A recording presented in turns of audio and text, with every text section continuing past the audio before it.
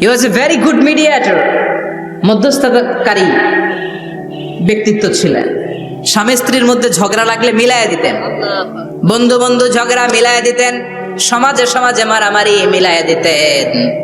মক্কা থেকে মদিনায় যখন গেলেন, মদিনায় 120 বছরের একটা যুদ্ধ চলছিল, কেউ যুদ্ধটা থামাতে পারে না।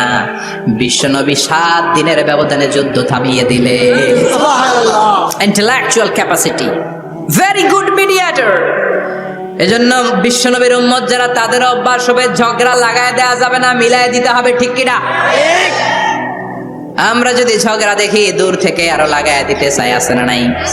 কোম্পানিগঞ্জ বাজারে ঝগড়া, কয় লাগুক আরো লাগুক, ধরবি না, থামাবি না, দূর থেকে মজা দেখি, মজাই লাগে, এরকম ডাকাইত আছে না নাই?